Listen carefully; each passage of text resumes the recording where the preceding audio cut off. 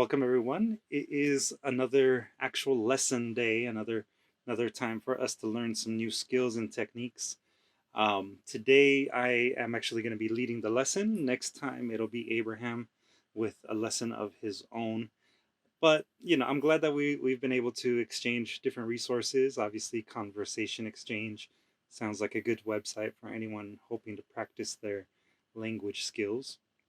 I also want to, I guess, just remind everyone, that you're welcome to write in whatever language you want for your writing assignments. So if you want to practice in a different language, or even if you are, trying to do the bilingual thing where you're code switching in your poetry or any of your writing that you do here, obviously that is very welcome and also encouraged.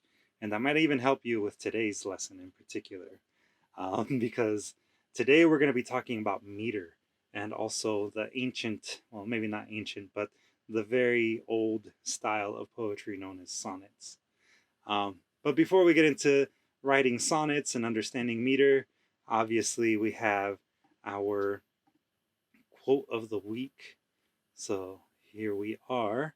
Hopefully you're all able to see our screen for today, my screen here. But today's quote comes from Albert Einstein. I'm pretty sure almost all of you know who Albert Einstein is, but if in case you don't, he was born on the 14th of March in 1879, and he passed away on the 18th of April in 1955. The German-born theoretical physicist basically created everything that we know now and understand in terms of physics and experimental physics specifically. But I like what he wrote here. I think it's kind of interesting, especially when we think about, the way in which we sort of interact with the world. Um, and I don't know if it's known or not, but I believe Albert Einstein was actually an atheist. So this is kind of him responding, I believe, to someone's question about his belief system. So he wrote, or is quoted as saying, "I don't try to imagine a personal God. It suffices to stand in awe at the structure of the world, insofar as it allows our inadequate senses to appreciate it." Y en español, aquí se los traducí y dice, "No intento imaginar un Dios personal. Es suficiente quedar asombrado por la estructura del mundo, con lo tanto que permiten nuestros sentidos inadecuados apreciar." So, what do you all think? ¿Cómo les parece la cita de Albert Einstein? It's in the chat too, just in case you want to take a look at it in the chat. But what are some things that come to mind as you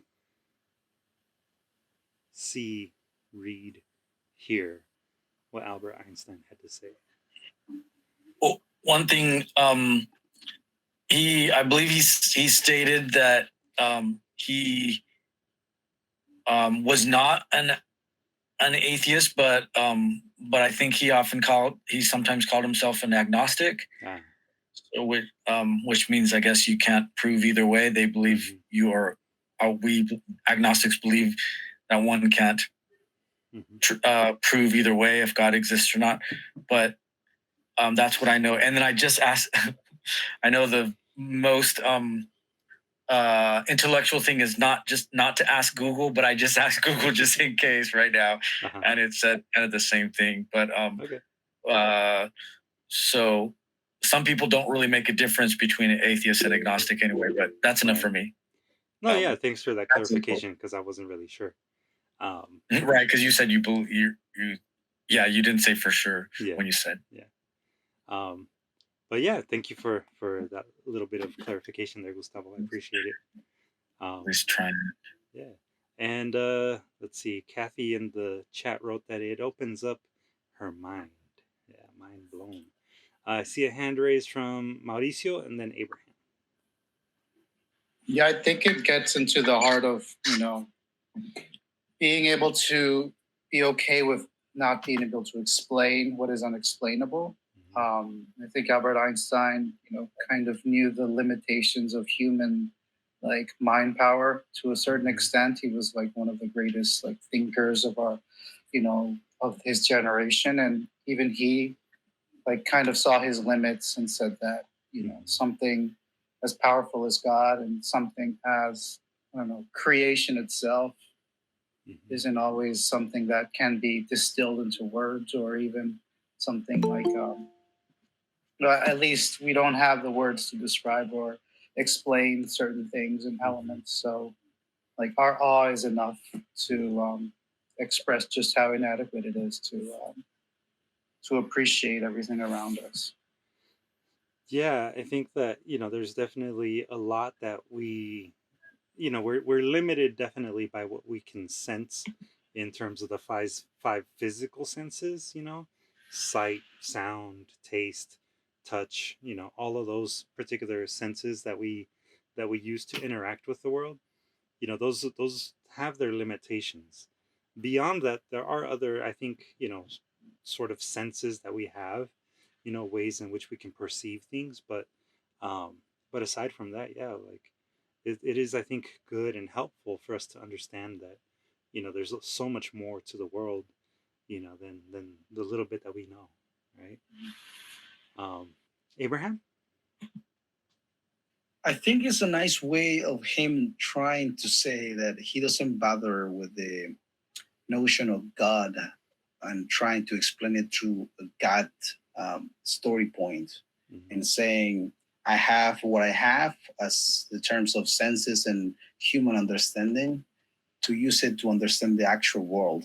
Because as a scientist, I can see that, and like he's trying to say, like, just do what you have. Like, you have the tools to investigate and see what you can find with what you have. There's no reason to add the other story of God to the context. Yeah, maybe. That could be potentially what he was trying to get at too. There is enough for us to be able to, I think, express what we can, right?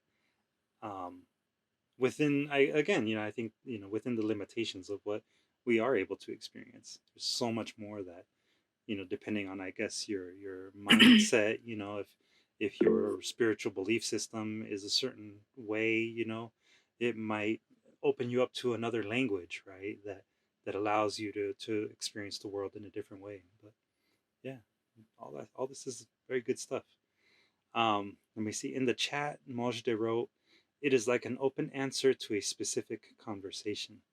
I kind of like that. That's very poetic, Mojde. And Karen wrote, "He appreciates the order of nature and was able to see how amazing it is." I think that that's definitely um, like sort of at the core.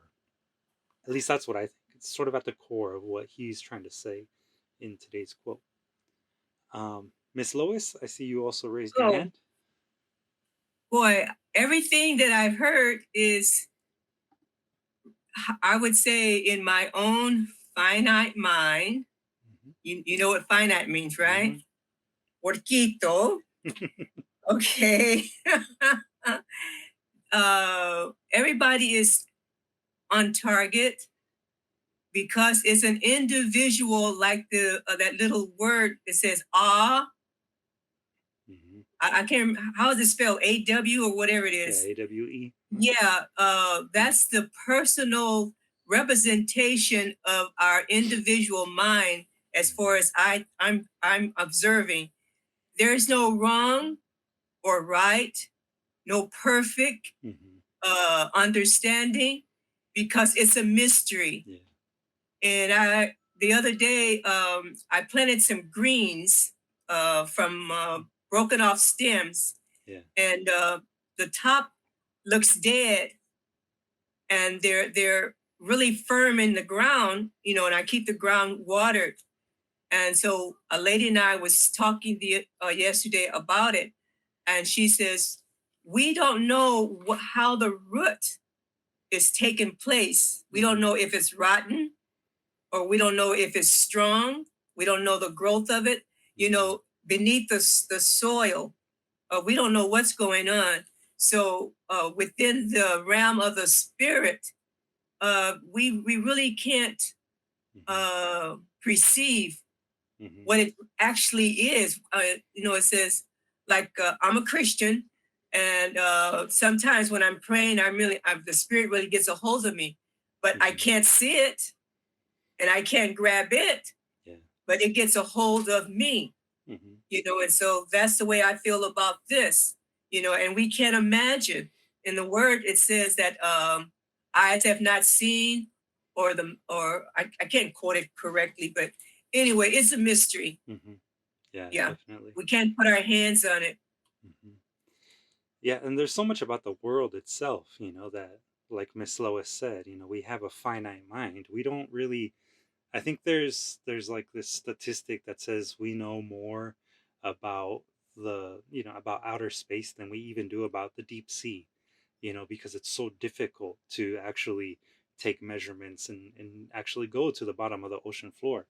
And all we can do is just be in awe of the greatness of the world.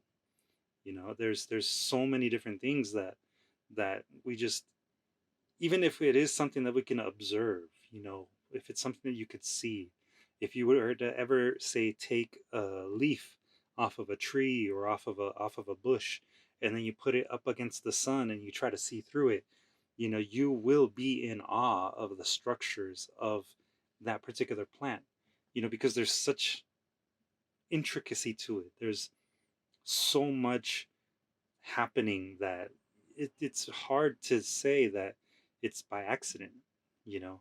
And I appreciate that Gustavo added an extra quote for us in the chat. I think that the second quote that Gustavo added in the chat by Albert Einstein is also an interesting one. Religion without science is blind. Science without religion is lame. I think that there's definitely a strong correlation between having a sense of spirituality and a spiritual self, along with understanding the physical world and being able to measure parts of our physical world, because there's things that we can experience in a physical way, and there's things that we can't experience in a physical way, but we can experience them through perceptions, through what a lot of times people call a sixth sense, and that could include things like your spiritual, philosophical, religious understandings. So I like that all of this conversation is really, I think, open to the possibility of everything, and how wonderful it can all be, especially because we're talking about climate change. This is just a reminder, right, that that's the theme of Conchas y Café this time around. And we can't, I think,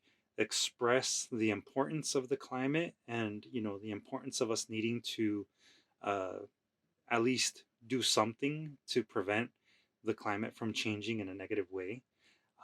We can't talk about those things without talking about the awe and the majesty, the beauty of nature. And at least in poetry that was kind of like, I would say, around the 18th century, 19th century, that's definitely, I think, especially the 19th century and the mid to late 1800s, you had a lot of people writing poetry that was very much focused on the preservation of nature. We've talked about it before. We've talked about the Romantic period and the Enlightenment, and the way in which people tried to connect with nature that way. But yeah, with John Muir, Walt Whitman, and all of the other poets from that particular period, we've talked about that before. But there's definitely other things that I think that sort of preceded it, and one of those things that preceded it was the sonnet. And like I said, we'll get into the sonnet a little bit more shortly. But for sure, if we're going to talk about the sonnets, we have to revisit our friend Meter. And for that, we're going to go back to our handout. And I like that y'all are quoting Mana over there in the chat. So when we talk about meter, in poetry, basically meter is what gives us rhythm. Some of you, in the group now, you definitely do write to a meter. There's the use of end rhyme. For a lot of you, it's about like the musicality of it, but the meter changes, it fluctuates on contemporary forms of writing poetry. But meter, at least in previous ways in which people wrote poetry in the Western world, meter was really very, very, I want to say deliberate. Meter was actually counted. Some of you might have heard of things like Iambic Pentameter, which is the typical way of writing sonnets.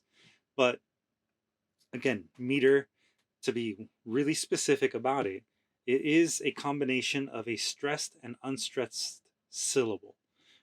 It's a pattern that you see in writing, specifically in poetry. It is something that is meant to give a sense of rhythm and melody in poetry. One thing to note is that stressed syllables tend to be longer, so that you might sort of pronounce them a little bit more hard or a little bit sharper. Whereas unstressed tends to be shorter. Unstressed is like kind of almost like mumbling or trailing off. You could think of it. Now, the I am, this is an I, not an L, but the I am, or el yambico, as it's called in Spanish, is a specific type of meter measurement. It's what's called a foot, basically, right here. And it's used in different types of poetry. As you can see here, it specifically refers to a foot that contains both the unstressed syllable, which is usually marked by an X, and it's followed by the stressed syllable, which is indicated usually by the little diagonal right there, the diagonal, the slash. And a way in which you can sort of visualize it is if you were to break down a word phonetically, like the word above, above, right? The first syllable, the that is going to be a stressed syllable. Above, you could probably sort of like stumble over it, you could kind of let it go. It's not stressed, therefore it's going to be marked or indicated with the little slash. In Spanish, you could say, quizá, right? Quizá is a stress on the first one, unstressed on the second one. Quizá. If you were gonna write it in an iamb, that is. Of course, in Spanish, the accent marks do complicate it a little bit, but that said, it's still very much possible to write iambic meters in Spanish. So, does anyone have any questions so far about either the meter or what an iamb is? I heard a hand raise. Abraham? I think on the hold on. I think on the handout it says that on a stress is the X. Yeah. And stress is the lash, right? The unstressed is the slash. Okay. Oh, because it's the other way around. Yeah. The handout. Yeah. So the X. Yeah. Right. Like an X is an unstressed. Yeah. Or no, sorry, stressed. Let me look. Yeah. Okay. Right. X is the unstressed, and the slash is the stress. Oh, yeah. Sorry. Yeah, I got it backwards. Yeah. Yeah, that's what I was like. Okay, hold on a second. Yeah. Sorry, my mistake. It'll make more sense when you see it in action. I'll just say it like that. And I have to say, full disclosure, sonnets, writing sonnets, and understanding or analyzing iambic pentameter was my least favorite thing when I was in college. So, I'm not a fan of sonnets. But that said, there is value in them, and I definitely want to make sure that we at least are experimenting. Let me see. I see Mauricio. You raised your hand. Are there any languages that kind of naturally lend themselves to a specific type of meter, like trochee or iambic, based on, I don't know, just how, like, if it's a syllabic language or maybe if it's a tonal language? That's a good question. I think, because I'm not a linguist, so I really can't tell you what languages would maybe lend themselves more to this. But, what the purpose of understanding the iamb, or what Mauricio referenced, the trochee, it's just understanding that there are, syllables that form words, and we can manipulate the way in which we accent those syllables to create a rhythm. If you even just listen to the way that a person talks, you can actually hear that there will be moments of stress and unstress. There's ways in which we just naturally do it, and that happens in any language. I could be speaking in Spanish, and I would be doing the same thing. And if you're listening to me now as I speak, you're going to hear those moments where I put a stress on a particular word or on a particular syllable. So I don't think that there's any one single language where that's more effective than others. Ms. Lois? Yeah.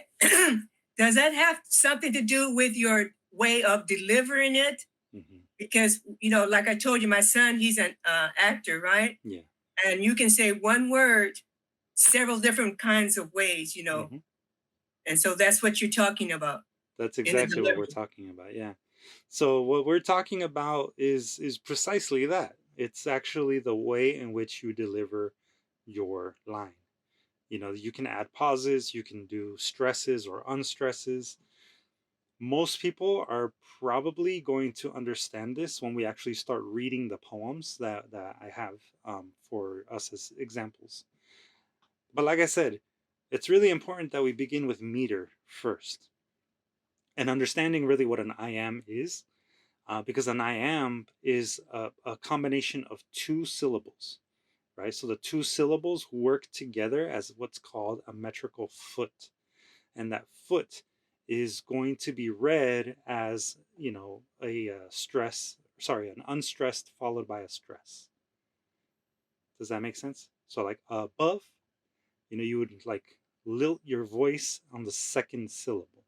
Above, quizá. That is how you read an iambic foot, basically. I was saying it wrong earlier. I meant to say it the other way. I hope that makes sense. Taco. Think of it like you're asking a question at the very end of the second syllable. Gustavo? Mine is just really quickly. William Shakespeare was known for iambic pentameter. Is that correct, or do you know? Well, yes, but it's not just Shakespeare.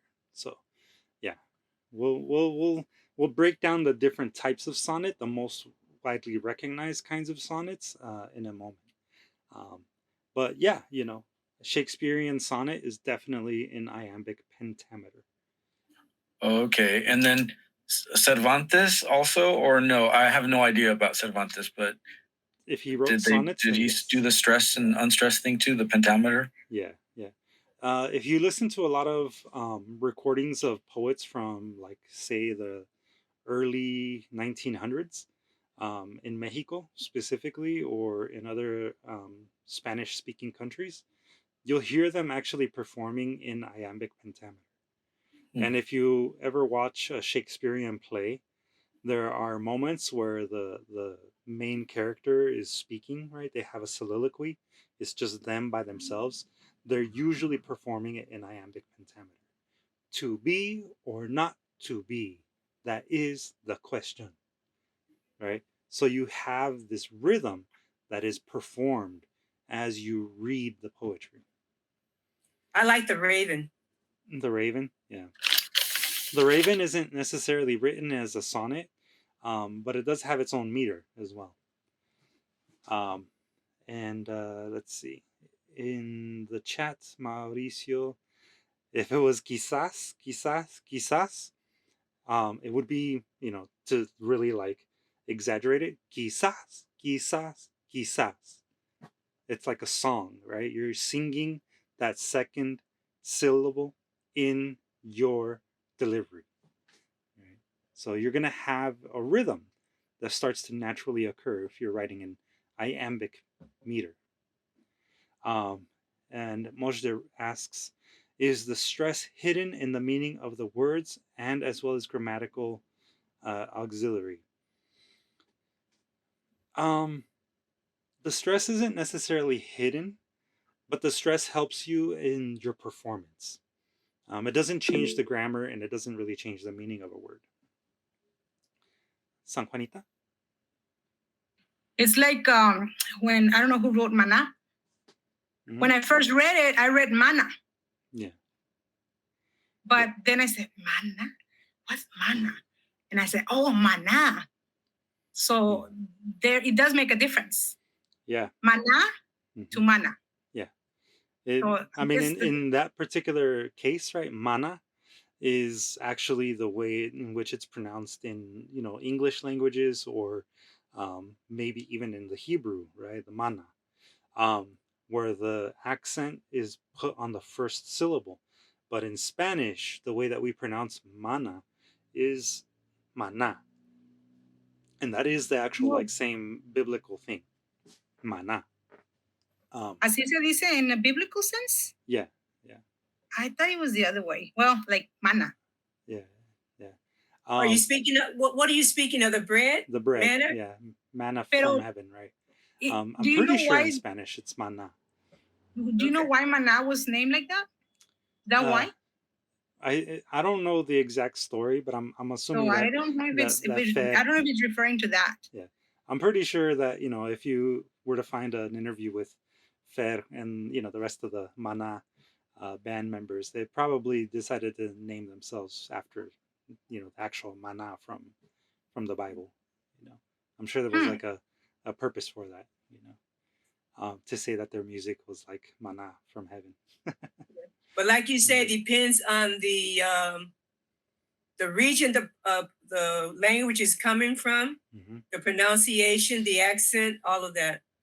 Yeah.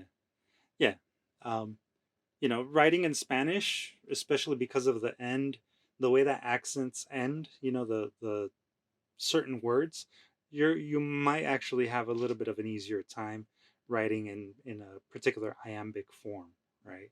In an iambic meter. There you go, mana, named after the Polynesian term for positive energy.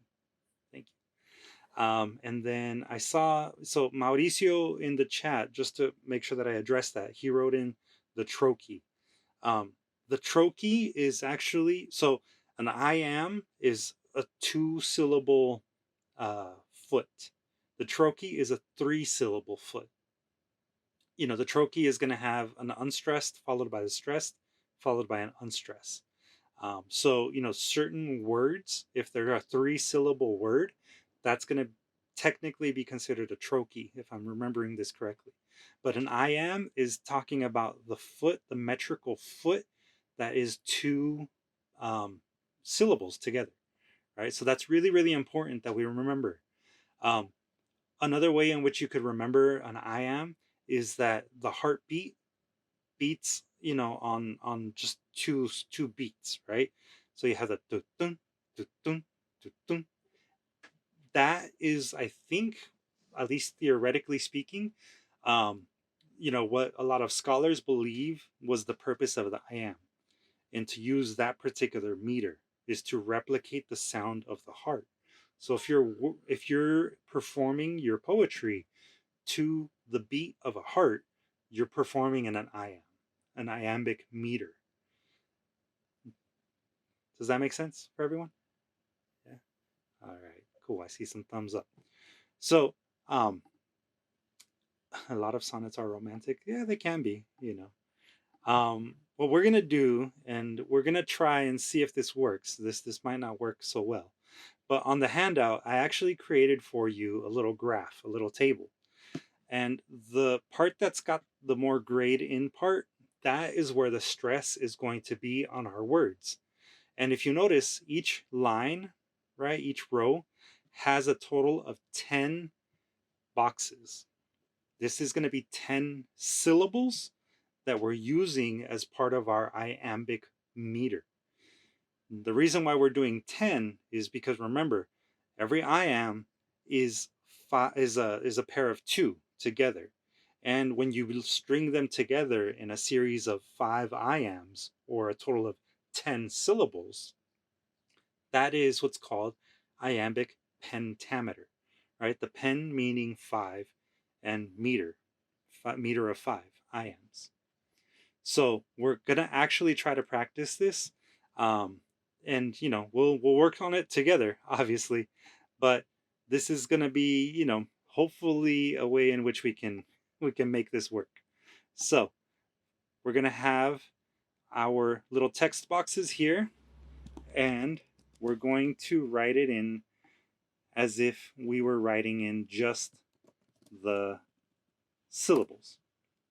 All right, so there's an example for you now, right? Above, and then if we're going to continue the line, the following, number of syllables need to fit within the remaining 8 syllables that we have left to complete an iambic pentameter line.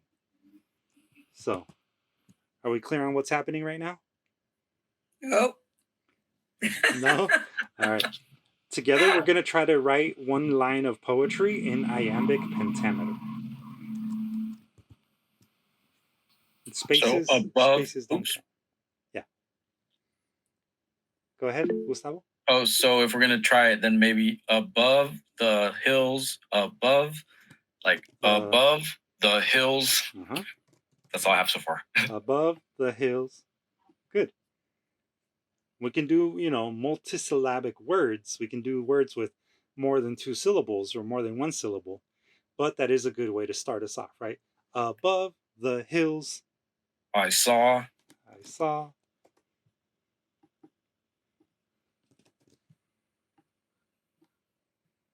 Next.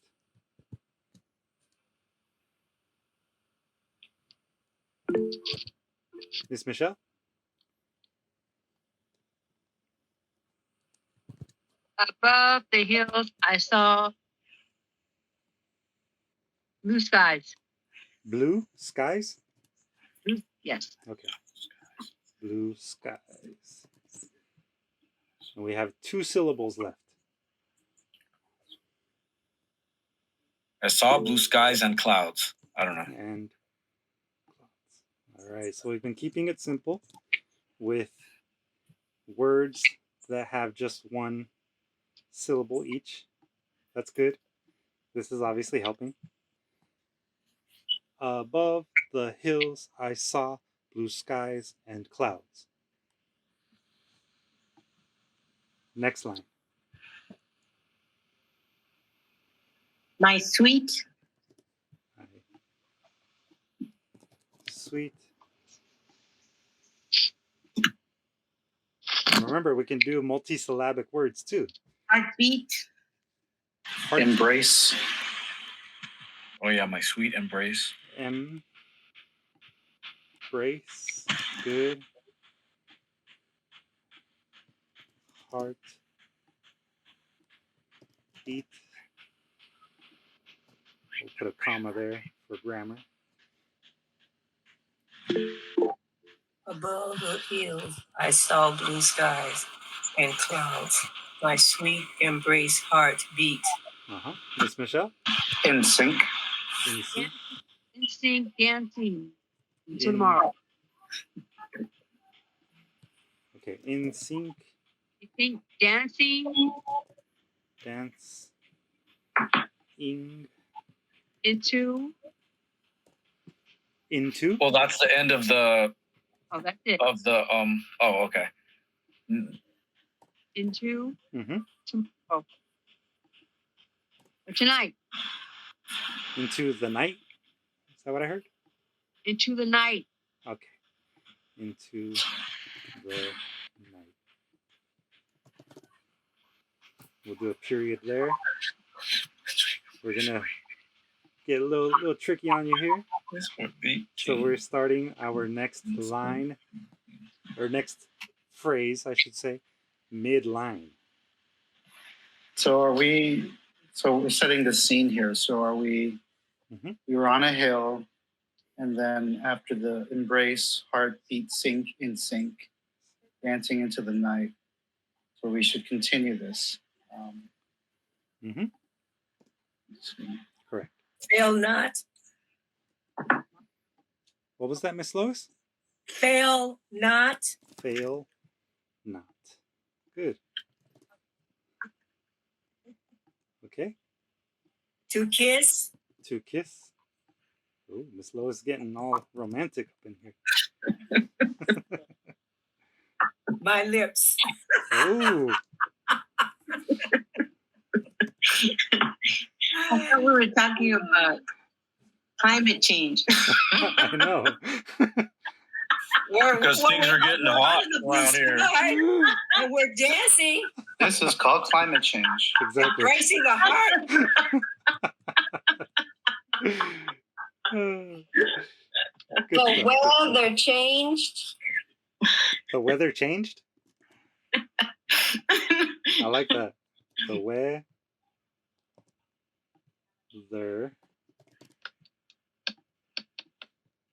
change. Actually, that's a D. Changed. The ED is typically its own syllable. Okay, so we have. The do I miss. I'm sorry, what was that? The do I miss. The do I miss.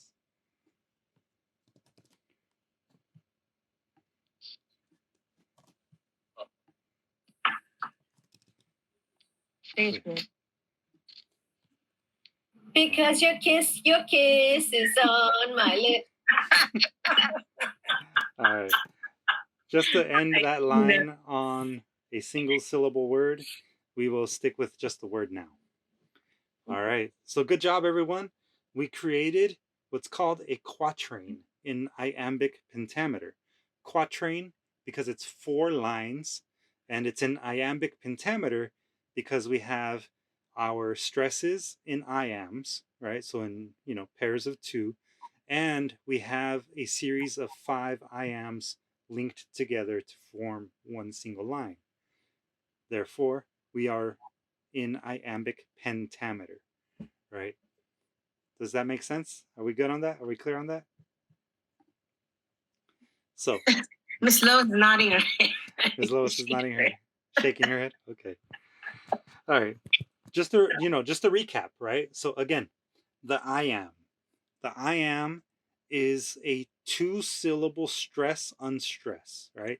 So we start off with the unstressed and then we stress above, right? So we kind of lift our voice on the 2nd syllable, and then we're going to do that again on the 4th syllable, on the 6th syllable, on the 8th syllable, and on the 10th syllable, right?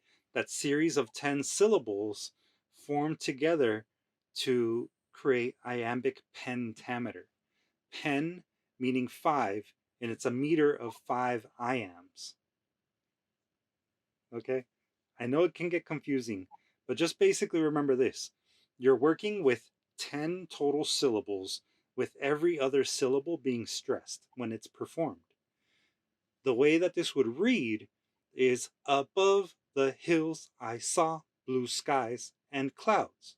My sweet embrace, heartbeat in sync. Dancing into the night, fail not to kiss my lips.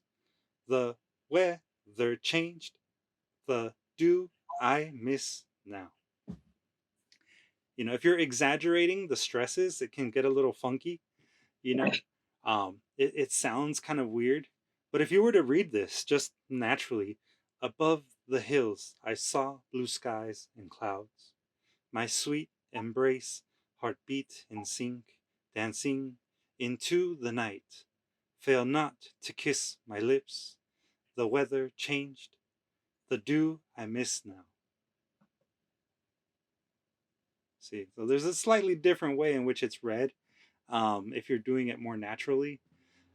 But regardless of how you read it, whether you're exaggerating the accents or you're sort of reading it in a more natural tone, you will begin to recognize that there is a rhythm that is happening. Mojde? How about writing and then making this way, in the other way around, writing first and then? Yeah, when it comes to writing sonnets and specifically writing to an iambic meter, you probably are going to write it first, and then later you're going to sort of work on your presentation of it, your performance.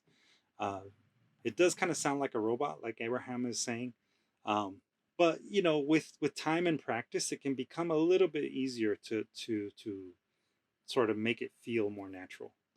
Um, remember, like William Shakespeare's plays, a lot of times the main character will happen to have a soliloquy, a moment where they're talking to themselves. And if you're watching the play, you're not really going to notice that they're stressing the syllable, every other syllable. What you're going to notice is that there's going to be a rhythm that starts to occur, a very natural rhythm that mimics the beating of a heart. And when you start to feel this sort of rhythm, this sort of drumming that happens in language, that's when you know that you're kind of hitting the pace that you need to hit. For those of you that are already writing with a lot of end rhyme, where you're using words at the very end of your lines to rhyme together, this is going to actually feel very, very familiar. It's going to be like music once you start to understand that meter works in this particular way, which is why sonnets exist, actually. She should have. It means you prefer writing this way, which you just practice, or write it first and then put it in the boxes. Yeah, you could probably do it that way. The sonnet is gonna make it a little bit more complicated than that, but my I guess advice for you as you start to, craft your own sonnets is do the writing first, get your idea down first, and then afterwards the editing is where you're really going to actually really formulate and structure this poem so that it better reflects the sonnet structure. Because rhyming definitely is going to complicate this whole iambic pentameter thing a little bit more for you. Kathy? I just want to add that there is a magic, when you mention these characters that are reading the reading are reciting in this rhythm. The one of the tasks that we had to do in school was to figure out where the stressed and unstressed were, so that we could feel what was happening in the subtext. So each word is important. There's a reason why that word is put in the stressed or the unstressed, to bring out the whole meaning of what we're trying to convey. And so I guess my question is, as a writer, so as an actor, I'm like, okay, I know my job. I look for the stress, unstressed, I bring it all together, I perform it. But as a writer, finding that what I want to say is where I'm, what is it that my heart wants to say? What is it that I want to bring out is where my mind's getting blocked right now. And that's just, I just wanted to share my process, right?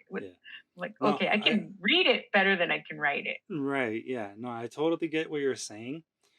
And, this is going to be part of this challenge, right? This is definitely, I mean, I'm sure you already all are sort of anticipating the homework. It's going to be to write a sonnet. But that said, my advice to you is to first write down what you want to say, and then afterwards try and fit it into this structure. And you're going to find that when you're fitting it into the structure of a sonnet, you're going to make very difficult decisions about the use of your words. And if there is a word that is more efficient, that maybe has less syllables but says the same thing as another word that you're using, this is going to challenge your vocabulary, but it's going to actually, give you a lot more, I think, creativity in the way that you say things, because all words have, their connotations, not just what they say, not just their annotations, but what they, have that secondary meaning. I could say something is dark and heavy, but I could also say it's malicious and mean, you know, and it could be basically the same thing that I'm trying to convey, but you know, to say that it's malicious as opposed to dark, you know, that's a very different way of describing something. So does that make sense to everyone? Yeah. Sorry, I missed that last thought. Basically, I'm saying that this is going to challenge you to find words that have a much more nuance to them, you know, a much deeper meaning to them as words. Hope that makes sense. And then, okay, and then I have a question. Let's see. Gosh, sorry that I stall sometimes a lot, but unless I'm performing my poetry, anyway. But let's see. Gosh, it was a simple question. I'm so sorry, you guys. You all. But oh yeah. So I know now that a quatrain is four lines. Four lines. And the pentameter is the five iambs, right? Right. And so let's see. But do you know what is considered a sonnet? Like, could that be a sonnet just with the just with those four lines? Could that be a sonnet, or does it have to be like a certain number? There's a certain number. There's a specific number of lines. Yeah. Yeah. Oh, so and yeah, what is that? San Juanita in the chat is getting a little bit ahead of us, but yes, you know, it's sonnets are 14 lines. 14 lines. No, I'm confused. That's why I'm confused. Oh, yeah, I got disconnected. I lost my connection, and I come back, and I'm like, okay. So we have those boxes, right? Those boxes. Right. There are 10, and then there's 4. So what is that called? Okay. Quatrain. The quatrain, right. So the 10 across, the 10 columns represent the 10 syllables that make up a single line, right? Okay. And the 10 across is specifically because we're doing iambic pentameter, meaning that, you know, every other syllable is stressed, creating an iamb, and then pentameter because there's 5 total iambs that form one single line.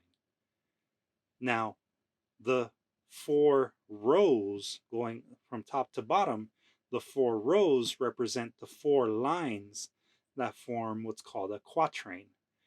A quatrain just simply means 4-line stanzas. That's it. Nothing else.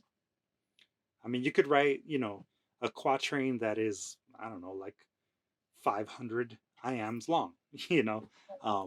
The quatrain is just the representation of the stanza, a 4-line stanza.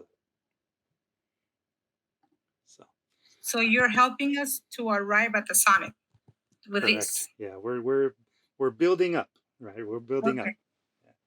Yeah. Tina, David, see you've. So a sonnet is actually 14 lines, and 4 quatrains is 16. So a sonnet is technically 3 quatrains and a couplet. Correct. And the couplet is usually, that's 2 lines. Correct. Is usually the change in either idea or tone. Correct. Because you have 12 lines about an idea or something, and then the couplet, the 2 last lines are some sort of change or different idea or something. Or a reflection, or it's called a turn, or in the original Latin, a volta, right? What? A what? So a volta? A volta or a vuelta, if you want to think. Yeah, of it. right. Well, yeah. And we're gonna get into that. And you guys are smart. I know all of y'all are like, you know, getting ahead of yourselves here. It's all on the handout, by the way. It's not like you know, this is anything new. But Mojde? Sorry, I was just dealing with some typo. I got it now. It's like we have to create 3, 4 quarter, and then 2 to make it 14. All right? Right, correct. Yeah. Okay, got it. Yeah, math. I know. This is where you're starting to fuse together science and math with the arts, you know, with the philosophy, right? I did say at the beginning, that this was going to be a little bit more complex than your typical um, poetry that we normally cover. But that said, we've already started talking about what a sonnet is. Hopefully, the iambic pentameter thing kind of is beginning to make sense. If not, either way, the lesson is being recorded, so you can always watch the recording later. And also, the handout is up on Google Classroom now, so you can download the handout. When I put the video up on Google Classroom, you'll also have access to the handout too. Um, so, a sonnet. Now, talking about the sonnet, and I'll answer the question in a minute, but talking about the sonnet, we already discussed it, right? It's a total of 14 lines. And this was created way back in the 16th century, originally in Italy. And then it was brought into England by some poets and developed further in England. A good way to think about a sonnet is exactly like it says here. It's literally a little song, right? This is all about meter and that rhyming pattern. That's where a sonnet really starts to shine. And just like we mentioned already, at the very end of your poem, right, after you do the 3 quatrains, that last couplet, the last 2 lines, are typically going to be what's called a turn. And it's where there's kind of like a reflection, or maybe an undercutting, or maybe some sort of punchline that is delivered in the last 2 lines of these poems. You can even think of it like the corrido, in that, the last 2 lines are like la despedida, where your poet, your speaker is kind of, saying their final piece about whatever it is that the poem was about. And we're going to get into 3 different types, but first I want to make sure that I do answer the question. Gustavo? Just because just because so many of us put in the chat like 444 and 4444 and then 2, I just wanted to make sure that I am correct. Sorry, sometimes I have to laugh at myself because I stall so much, but it's okay. So 4 so when I put 444 and then 2, that's the correct one? Correct. Or okay, cool. 4 4 I'm learning something 4 2. Right. And this is going to matter because there are 3 different, mostly, universal ways of recognizing sonnets. Although I do have to say there are more than 3 ways to write a sonnet. And there's, sonnets that are not sonnets but are still called sonnets because they're American sonnets. And yes, sonnets do have to rhyme, and that's what we're going to talk about next. So definitely going to be a challenge. I'm not saying it's going to be an easy particular assignment, but I think you guys have it. I'm very confident in your abilities to make this happen. So, la cancioncita que se llama El Soneto. The Petrarchan Sonnet is the original sonnet. This is the original sonnet that was written in Italy and that was developed by Francesco Petrarch. The Petrarchan Sonnet, it is 14 lines. That is always universal across all sonnets that are, part of like the canon, right? Petrarchan sonnets are an 8-line stanza. So this is what differentiates them from most other sonnets. An 8-line stanza that's called an octave, and that octave, those 8 lines, have a rhyme pattern of A, B, B, A, B, B, A, ABBA, ABBA. And then the sextet, the last 6 lines, have their own rhyme pattern, which is CD, CD, CD, or you can also include an E in there. So it's CDE, CDE. The letters A, B, C, D, and E, those are meant to, symbolize the rhyming words. So to give you kind of like a visual representation of what a Petrarchan sonnet looks like, it would be the first line ends with the letter A or the word A. Then the second line will end with a second word. We'll call it B. The third line will rhyme with the line before it. And then the fourth line will rhyme with the very first line. And this rhyme pattern is carried through to the next 4 lines, so that line number 5 will rhyme with line number 4 and line number 1. Then the 6th line is going to rhyme with line number 2 and line number 3. Same goes for the 7th line. And then the 8th line, to close out your octave, that line will rhyme with the very first line word. So that's the first 8 lines. That's your octave. Then you have your sextet, which is the last 6 lines. This is the second stanza. These have a new rhyme pattern. These, line number 9 is going to rhyme with line number 11 or line number 13 if you decide to throw in that curveball of the E. But basically it's going to be line 9, line 11, and line 13. Those will rhyme. Then lines 10, 12, and 14 will all rhyme as well. If you do decide to complicate it a little bit for yourself and you add in that third rhyme pattern of the E, it would be only the 11th line and the 14th line that actually rhyme. But again, just remember ABBA, ABBA, CD, CD, CD. That's probably the easiest way to remember a Petrarchan sonnet. And we're going to see that in action, I promise you. Now, with, Petrarch and the way that he wrote poetry, it was so famous and loved that the English writers, Sir William Surrey, and I can't remember who the other one was, but there were 2 writers from England that ended up taking that form from Italy, and they introduced it to the English, and they created the Italian sonnet. The Italian sonnet is not actually an Italian sonnet. The only one that is a true Italian sonnet is the Petrarchan sonnet. The Italian sonnet is an English variation, meaning that the English couldn't quite make the rhyming pattern work because of the way that English is. So they created their own version of the Petrarchan sonnet, and they decided to call it the Italian sonnet.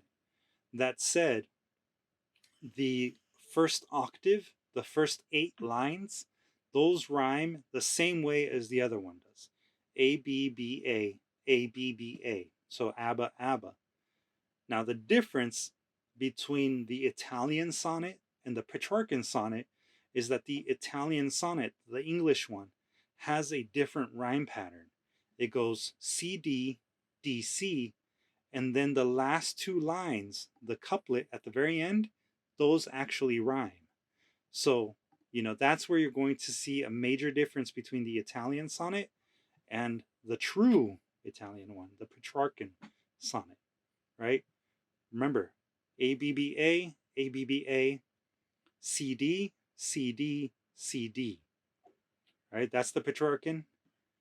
The English Italian, ABBA, ABBA, CD, DC, EE.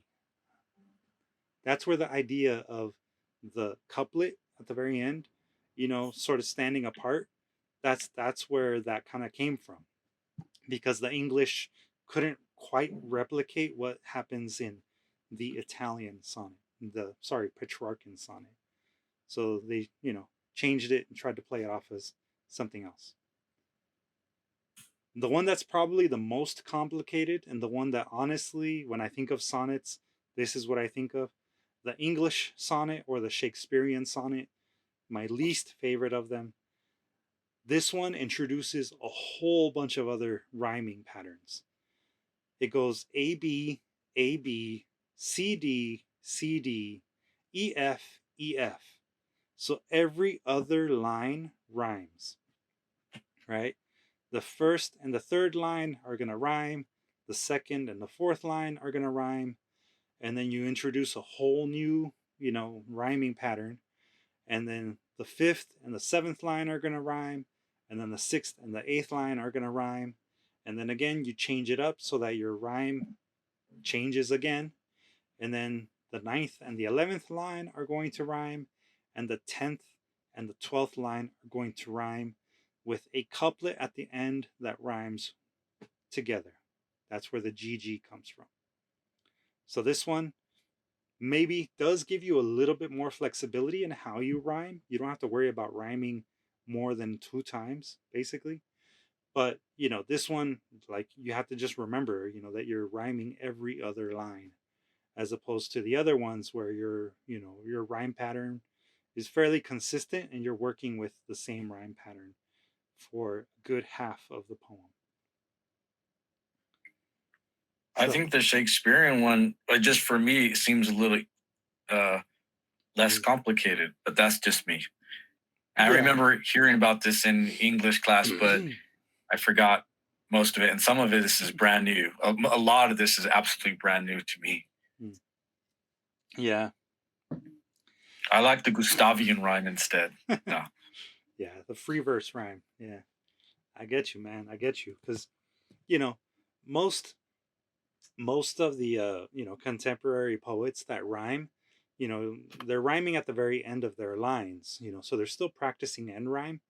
But the meter is something that has become a little bit more fluid. Each line might have a meter of, like, I don't know. It could vary from line to line. It could be a meter of 2 to a meter of 10 to a meter of 15 to back to being like a meter of 5. So your syllable counts in contemporary poetry are all over the place in every line. But when you start to structure it, and you give yourself this sort of like box that you have to, fulfill, that you have to stay within, there's a lot of different things that can happen, including your hyper awareness of what words you're using. And if you can't fit your words that you're using because you're running out of syllables, that gives you that opportunity to try a different word, to try a word that maybe has a little bit of a sharper bite to it, or that maybe is a little bit more descriptive and a little bit more concrete. If you are, say, short a syllable and you're using the word blue, you could change the blue to say something like azure, right? Azure. It's the same idea. It's blue, but azure is a very different kind of blue, a much more richer, sort of, vibrant blue than just saying blue, right? So that is the opportunity that you get when you're working with syllable counts and a very structured kind of poem. So, yeah. The group ABBA, definitely. Miss Luz? All right, you're on mute, Miss Luz. I ran across in a very old book about Latin American verse, and I fell in love with a very small piece, and I just was fascinated by the rhythm. And right now, I'm trying to decipher it. Can I share it? Yeah, please. Enrique Banchas, diminuto dolor. Fueron un tiempo mi apagada suerte, diminuto dolor, dicha menuda. La vida a un lado me dejó, sin duda a un lado me dejó la muerte.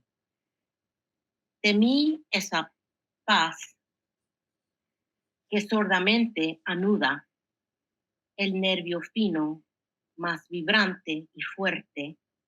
Temí que el alma, poco a poco, inerte, se me quedará para siempre muda, pero el silencio roto apenas era. acecho inmóvil de escondida fiera, saltó de mi pronto en la callada ruta y supe entonces del vivir bravío, tanto que ahora solamente ansío dolor menuda y dicha diminuta. So I was looking at the rhymes. It's like suerte, menuda y duda, and the last one is muerte. So that looks like A, B, B, A. Right. Then anuda, fuerte, inerte y muda. That's also A, B, B, A. And then it goes to era, fiera, fruta. So era, fiera, those sound like they match. And then ruta. And then the last three lines are bravío, ansío, diminuta. So ruta from the previous stanza rhymes with the last line. Right. So it's more like AAC, AAC is from what I'm. It gets a little bit different in Spanish, and we're going to see an example of how that happens. The English sonnet, quote unquote, in Spanish is actually another variation of what is really the Petrarchan sonnet, right? So the Petrarchan sonnet, remember the first 8 lines, the first 2 quatrains, those have the ABBA, ABBA. But then the sextet, the last half of the poem, in a Spanish written, or in, we'll call it a Spanish sonnet. In a Spanish sonnet are typically going to be CCD, CCD. Or, yeah. Okay. All right. That's what it is. I'm naming it wrong. It's CC, CCD, CCD. Okay. Cool. Or no, sorry, it'd be CCDEED. That's what it would be. We'll see it right now in action. Don't worry. I have 2 samples for you. One that's written in the original Petrarchan and one that's written in the Spanish sonnet.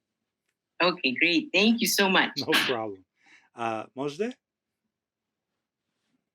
In my experience, when we want to translate a poem from one language to another, regardless, it doesn't work. Yeah. It means if I wanted to write in English, I have to do it in English. I cannot write it in another language and then try to translate it and make the same result. It doesn't work that way. Yeah, thank you. Yeah, that's absolutely right, which is why the poems that I have as examples for today are one in English and one in Spanish. They're not translations of each other. Precisely because of that. Because when we're talking about something as structured as a sonnet, you're going to completely change the structure when you do a translation. That said, and like I said at the very beginning, a lot of you are bilingual, and use that to your advantage. Because as you write a poem that has to rhyme at the very end, of the lines, you have that flexibility of code switching. So if a word rhymes in English with a word in Spanish, for example, like frustration, frustración, you have the n sound at the very end, capitalize on it, right? Take advantage of the fact that you can actually, code switch and use the sound of your language as the reason for rhyming, as opposed to rhyming, words by repeating them or whatever, as might happen in English. So, all right. Yeah, the essence can definitely be lost in translation. Just because words have connotations, words have more than one meaning to them. So, like I said, if you need to rewatch this video, don't worry, it is going to be up on YouTube in a couple of days. You'll be able to watch it again and refresh yourselves when it comes to the 3 different types of sonnets that we talked about. If you want to learn about all of the other variations of sonnets, I even gave you this website here for the Poetry Foundation. This is where I actually got a lot of the information for today's lesson. So shout out to the Poetry Foundation and all of the different types of sonnets that they have, because they have a lot.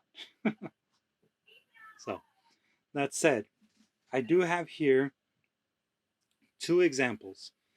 And as we go through the examples, I want you to notice that I already went ahead and I actually highlighted, or at least tried to make the letters in a slightly thicker font for you, so you can see where the rhyming is happening, right? So here in To the Sonnet by Amin Riani, you'll see here, right, you have the A, B, B, A, B, B, A rhyme structure, right, of a Petrarchan sonnet. And then you have the C, D, E, C, D, E. So this one follows the C, D, E as opposed to the C, D, C, D, C, D. So this is an acceptable way of writing a Petrarchan sonnet. And there was a question before about whether or not they were written in iambic. Yes, these are written in Iambic Pentameter. For it to be a sonnet, a traditional sonnet is written in Iambic Pentameter. So as we read this, whoever wants to give it a shot, I want you to try your best to stress the second or every other syllable that is in the lines. And a little background on Amin Riani. Amin Riani was born on the 24th of November in 1876 and passed away the 13th of September in 1940.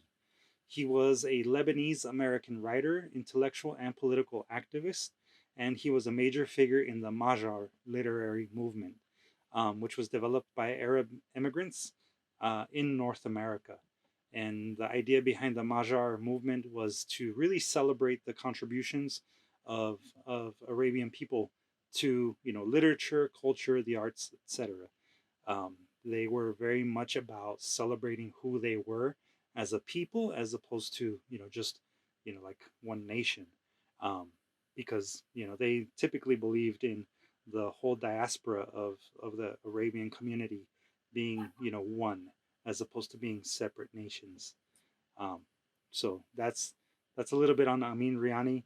And then for the Spanish one, we have a poem here from Fernando Pessoa, who was actually a Portuguese poet, author, and literary critic, as well as a translator and a philosopher. And he published poetry and other works too. He is considered to be one of the most important literary figures of the 20th century, and he's also considered to be one of the great poets of the Portuguese language. So Fernando Pessoa, this particular version of this poem, he actually wrote in Spanish. So he wrote it in the Spanish sonnet form. This was not written in Portuguese, as far as I know. So, that said, who wants to give these a shot? Do I have a volunteer that would like to go for either To the Sonnet or Soneto número 26? Ms. Luz? Which would you like to read for us today? I'll try, but I do half of Fernando. Sure. And somebody else can do the other half. Sure.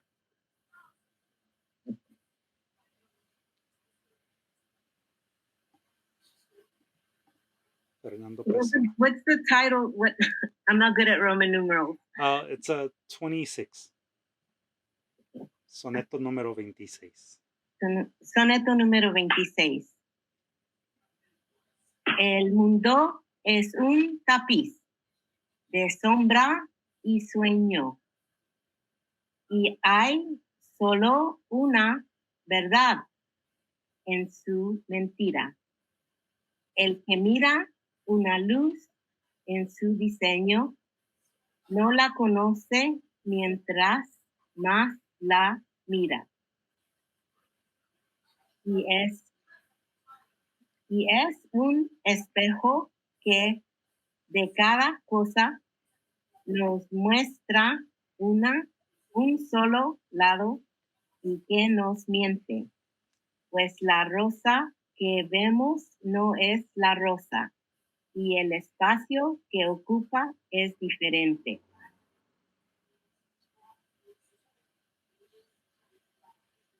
El pensamiento nubla la esperanza de encontrar una luz en la extrañeza que habita en el pensar. Lo que tenemos, palabras son, saber, verdad, mudanza. El mundo es falso, pero que es certeza.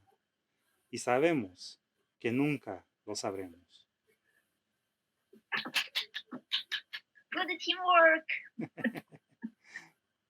Thank you, Heidi. Yeah. I think I messed it up pretty bad. It's you I didn't couldn't mess it do up. it that way. I was fighting myself. Yeah, it's a Yeah. really difficult thing to perform without practicing. So I commend you, Miss Luz, for really giving it a shot in Iambic Pentameter. Okay, I tried. But Thank yeah, you. so, and one thing to note that this is in fact written in Iambic Pentameter. If you were to break it down by syllables, you'll see that every line is consistent in the number of iambs in which it's written. However, because it's Spanish, there are some small variations in the number of syllables in each line. So a little disclaimer, it's actually not iambic pentameter, but it is an iambic meter. And I think the meters are like 6, I think it was 6, 5, 6, 5, something like that. And then in the second half, it goes to, I think it was 6, 8, 6, 8 or something like that. So yeah, so it does vary a little bit, but it's still in iambic and it's still in an even meter, which I found to be pretty interesting as I was researching them. The next one though, by Amin Riani, that one is in iambic pentameter. This one fully follows the Petrarchan Sonnet model. Who would like to give this one a shot? I want to try it. All right, Mauricio. To the sonnet. Though cribbed and gyved, thou canst within thy walls unfold a wondrous wealth of worlds unseen, and flood the soul's abyss with moonlight sheen, as well as darken passion's gilded halls. Thy 14 outlets are so many falls, from which gush out the prisoned joy or spleen, the silvery cascades or the billows green, and either a sea of bliss or grief recalls. Thou goddess of the gems of fancy's deep, though few thy facets, they reflect the whole of inner self in multi-shaded hues. Thou art the couch of dreams that never sleep. Thou art the phoenix of the poet's soul, as well the crystal palace of his muse. Excellent. Thank you, Mauricio. Yeah, round of applause there to both Mauricio and Miss Luz. Good job, you guys. Good job. All right. Any questions? I want to ask a question. Mhm. First, this is title from Roman number from Latin. This title is poem title. You mean 26? This is the Roman number. Mhm. It's from Latin. That is the name of the poem, just 26. Yeah. Okay. Yeah, it's 1 out of 35. So it comes from a book called 35 Sonnets. So that was just number. He only numbered them. He didn't name them anything. So yes. I think I saw a hand from Tina and David. Yeah, did you say that the theme was romantic? Climate Yeah. change. Damn it. Although you can write a romantic sonnet about climate change. Remember, if you remember the Romantic era when we were talking about it, the Romantic era was about really reconnecting with nature and the purpose of humanity in relation to nature. So, if that helps. Got it. A lazy way of putting titles, yeah. All right. Gustavo? You're on mute. I'm trying to be the teacher's pet. So I've been writing a. What happened? Continue. Oh, okay. So I think I wrote a quatrain with ABBA. All right. Did I say it or should I wait till next time? Lay it on us, man. Okay. Let's see. Thanks, everybody.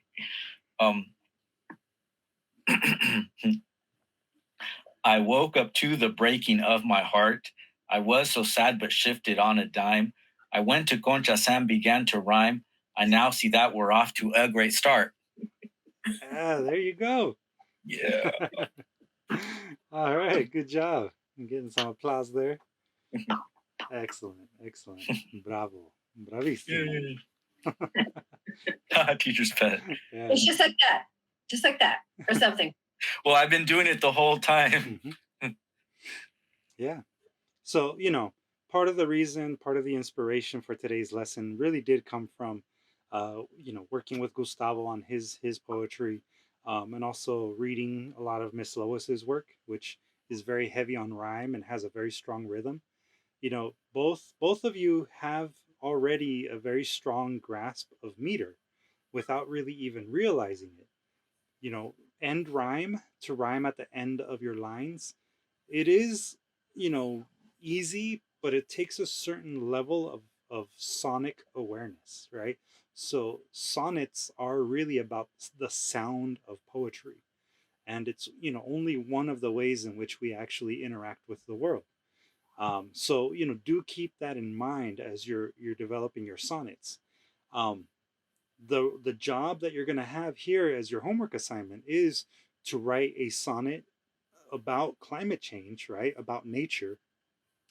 And remember, that you're doing it within a form that is in some ways restricting you, but in other ways forcing you to use your other senses to really describe whatever it is that you're wanting to describe for us. Really be aware of the words that you're using. Be aware of the way you're characterizing your descriptions of nature and the climate, weather, whatever you decide to write about. And more than anything, have fun with it. And as you write it, don't be afraid to perform it out loud. Read it out loud and see if it mimics the heartbeat, because that's what ultimately an iamb is. It's a representation. It's a sonic representation of the beating heart. So, yeah, the heart sounds more like gears, maybe. But it's the do-dum, do-dum, do-dum, do-dum. Do that 10 times as you're, writing your lines, and that's how you're going to find that you have iambic pentameter. To give you an example of that, let me actually read for you Amin Riani's To the Sonnet. And, Mauricio did a great job. Much props to Mauricio.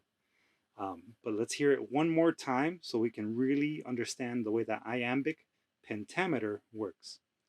Though cribbed and gived thou canst within thy walls unfold a wondrous wealth of worlds unseen, and flood the soul's abyss with moonlight sheen, as well as darken passion's gilded halls. Thy 14 outlets are so many falls from which gush out the prison, joy, or spleen, the silvery cascades or the billows green, and either a sea of bliss or grief recalls, thou goddess of the gems of fancies deep, though few thy facets they reflect the whole of inner self in multi-shaded hues, thou art the couch of dreams that never sleep, thou art the phoenix of the poet's soul, as well the crystal palace of his muse. Ba-bum, ba-bum, ba-bum, ba-bum. Exactly. Ba-bum, ba-bum, ba-bum, ba-bum. El mundo es un tapiz de sombra y sueño, y hay solo una verdad en su mentira. El que mira una luz en su diseño, no la conoce mientras más la mira, y es un espejo que de cada cosa nos muestra un solo lado y que nos miente, pues la rosa que vemos no es la rosa y el espacio que ocupa es diferente. El pensamiento nubla la esperanza de encontrar una luz en la extrañeza que habita en el pensar lo que tenemos. Palabras son saber, verdad, mudanza. El mundo es falso, pero ¿qué es certeza? Y sabemos que nunca lo sabremos.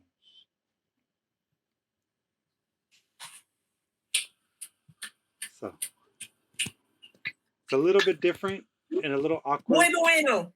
Thank you. It's a little bit different and a little bit awkward in terms of, performance, but, as you practice it, the more you read it out loud, the easier it starts to get, Sure, there's definitely, when you're using multisyllabic words, it's going to get a little funky and your inflections are going to be different, but, just try to remember you have this swaying rhythm. Da-da-dun, da-dun, da-dun, da-dun, da-dun, da-dun, da-dun, da-dun. That's generally how you're going to be writing this and performing it eventually. So That reminds me when we were in school and Cinco de Mayo, we did that dance. Da-dun, da-dun, da-dun, da-dun, da-dun,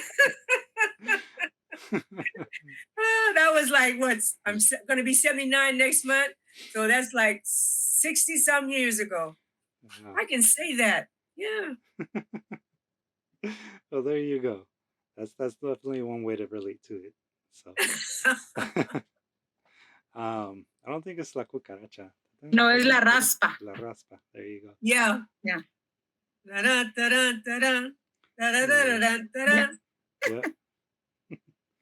Let me see. Mojde asks, how about the starting words in each line? The word that starts a line is going to just be part of the line. It doesn't have to rhyme with anything. Here, in this particular case, we're really focused on the end rhyme. So the last word in the line has to rhyme with another one, depending on which structure you're using. Just remember, right, it's A-B-B-A, A-B-B-A, C-D, C-D, C-D, or you can do C-D-E, C-D-E. You have those two options with the Petrarchan sonnet. If you're writing it in Spanish, it's going to be slightly different. It'll be A-B-B-A, A-B-B-A, C-C-D, E-E-D. So that's the Spanish sonnet. Of course, because the majority of you are bilingual, I definitely encourage you to, use your all of the words that you have available to you. You have a very big tool chest of words that you're able to use. And even if you don't speak it fluently and you still want to try and throw in, another word that will rhyme, that will work within your poem's structure, feel free to add it. We do Can I use celebrate all Russian? languages. We celebrate all languages here. Привет. Anyway, that's all I know. Nostrovia. Miss Luce, do you have a question? No, it's fine. It is still 14 lines with ABBA, CC, EED. Correct. Yes, it's still going to be 14 lines, and you're still. I challenge you all to stay within the Iambic Pentameter, so 10 syllables per line. And if we're using two languages, we can use either formula. Yeah, you know, ultimately whether you do a Petrarchan sonnet, an Italian sonnet, or the English sonnet, I'll leave that up to you. But just remember that each one has a very specific rhyme pattern, and in order for us to be able to recognize it for what it is, you have to follow the rhyme patterns. Okie dokie. Bonus points for those that use the Petrarchan sonnet. Exactly, Mauricio. The American style is basically anything goes as long as it's within 14 lines. With the volta, that's another thing too. All sonnets typically have a volta at the end, the turn, where the last two lines reflect back on what was written before them. So it could be as a like undercutting, it could be as like a punchline, you know, it can be sort of like a summary, I guess. Gustavo? I was just thinking that maybe as we begin to practice or begin to master it, or play around with it at least, then maybe we could create our own conchas. You know, there's I forgot what, but English rhyme, the Spanish rhyme, and then the other stuff that you said. I forgot how to pronounce the other type. Petrarchan rhyme, and then we can create our own style here together. Yeah, you know, I mean, the main idea here is obviously to just familiarize yourselves with the different forms. You know, understand what a sonnet is. You know, sonnets are usually about introspection, so they're usually about, you know, contemplating something within either yourself or within nature. That's almost like the average sonnet's wheelhouse is contemplation of nature, philosophy, whatever. And then after that, it's 14 lines, a very specific defined rhyme scheme with an octave and a sextet, or, you know, the three quatrains and the couplet. You know, those are really the only variations. And then, of course, you know, the rhyme patterns that are assigned to them. But ultimately, you know, try your best to stick within the ones that we covered for this particular assignment, and, you know, just have fun. You know, enjoy the challenge. Sometimes it's gonna, you know, push you to levels that you didn't know you were capable of going. So and to answer the question, you know, any specific American poet, not that I could think of. You know, there's no American poets that come off the top of my head that wrote in the traditional sonnet form. Um, but there are plenty, like, you know, I'm sure if you look up like Ralph Waldo Emerson, you know, I think he has some sonnets. William Blake, who was an English poet, I believe T.S. Eliot also wrote sonnets, but his were considered American sonnets, which are sort of subverting what's considered a sonnet. Um, yeah, there's a lot of sonnets out there. You know, people try these, you know, as a creative exercise, but have fun doing your own. You know, Pablo Neruda has a whole book, 100 sonnets. You know, 100 sonetos de amor is what it's called. Fernando Pessoa's book was 35 sonnets. You know, we read one of them today. So there's definitely a lot out there, and from all over time, you know, all the way dating back all the way to the 1500s to now. So any basic search on Google will probably get you some sonnets. All right.